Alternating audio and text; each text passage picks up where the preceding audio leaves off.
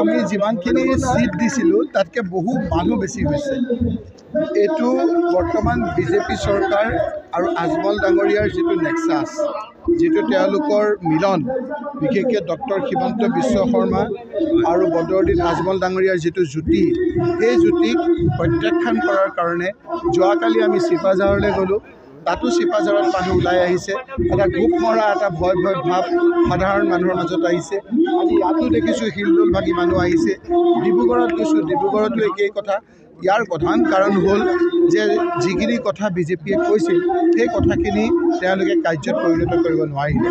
কংগ্ৰেছৰ বিৰুদ্ধে তৰুণ গগৈ ডাঙৰীয়াৰ দিনত যিখিনি ৰাইজে শান্তিৰে আছিল, দুবেলা দুবুলি যেনেদৰে ভালকৈ খাইছিল, আজি সেইটো ভয় ভাৱৰ সৃষ্টি হৈছে।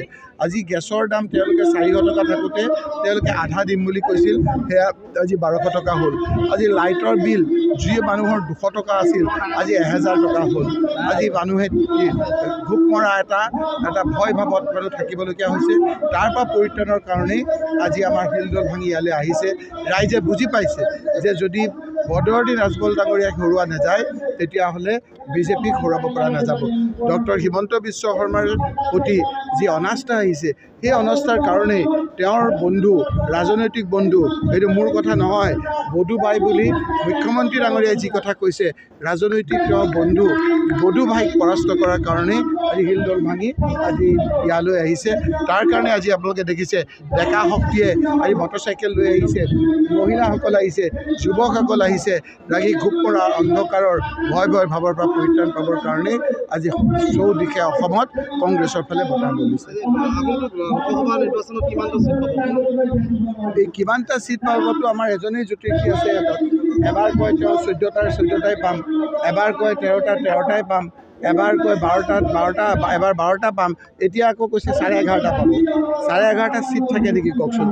আজি যদি মুখ্যমন্ত্ৰীয়ে যদি 11.5টা চিট পাম বুলি কয়, সেইসকলৰ লগত কি ধৰণে আপুনি সুস্থভাৱে কথা পাতিব? গতিকে এই কথাবিলাক ৰাইজে দেখিছে। ৰাইজে আজি ডিব্ৰুগড়ত গৈছোঁ, ডিব্ৰুগড়ৰ ফালে আজি কংগ্ৰেছক আঁকোৱালি লৈছে। বিজেপিৰ আপোনাৰ বিভিন্ন জাতি জনগোষ্ঠীক ঠগাইছে। আহোম সম্প্ৰদায়ৰ মানুহখিনিয়ে ভাবিছে ডিলিমিটেশ্যনৰ যোগেদি আমাক ঠগাইছে। আজি আপোনালোকে দেখিছে যে কোচ ৰাজবংশী লোকসকলে আজি লোৱাৰ আছামত তেওঁলোকে বিভিন্ন ধৰণেৰে অন্যায় হোৱা বুলি ভাবিছে। আজি মৰাণ মটক লোকসকলে তেওঁলোকক বিভিন্ন ধৰণেৰে ডিলিমিটেশ্যনক অন্যায় কৰা বুলি ভাবিছে। বিভিন্ন ধৰণেৰে আজি 6 জনগোষ্ঠীক প্ৰতাৰণা কৰিলে। আজি বৰাকবেৰীত 15টা চিট বঙালী সম্প্ৰদায়ৰ ভাষিক সংখ্যালঘু লোকসকল আছিল, তাত আজি 2টা চিট কাটি দিলে। সকলো জাতি জনগোষ্ঠীৰ মানুহ আজি এটা অশান্তিত ভুগি আছে।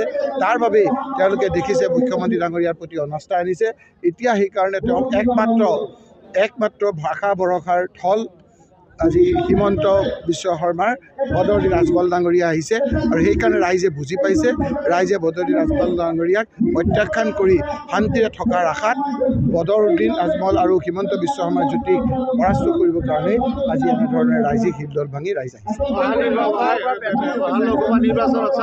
এইটো এটা আমাৰ প্ৰক্ৰিয়া। এই প্ৰাৰ্থী দিয়াৰ পিছত আমাৰ ব্লক কংগ্ৰেছে বাচিব, আমাৰ জিলা কংগ্ৰেছত এটা নিয়মত আহি যাব, আমাৰ প্ৰদেশ কংগ্ৰেছত আহিব, তাৰপিছত ঊৰ্ধ্বতম কৰ্তৃপক্ষই আমাৰ সকলো কথা আমাৰ চাব। তাৰপিছতে কোনে ক'ত উঠে এই কথাবিলাক আমাৰ এটা নিয়ম মাফিকে আমি এপ্লাই কৰিছোঁ। আমাৰ কোনো নিজা ৰায় তাত থাকিব নোৱাৰে। কংগ্ৰেছ দলৰ নিচিনা এটা দলে ঊৰ্ধ্বতম কৰ্তৃপক্ষই বিভিন্ন সমীক্ষা, বিভিন্ন ধৰণেৰে আপোনাৰ ছাৰ্ভে কৰি যিটো ৰিপৰ্ট পায়, তাৰ ভিত্তিতে আপোনাৰ প্ৰাৰ্থিত্ব দিব। মই এজন ডিচিপ্লিন চ'লজাৰ কংগ্ৰেছৰ, যি নিৰ্দেশ দিয়ে সেই নিৰ্দেশ মই আখৰে আখৰে পালন কৰোঁ।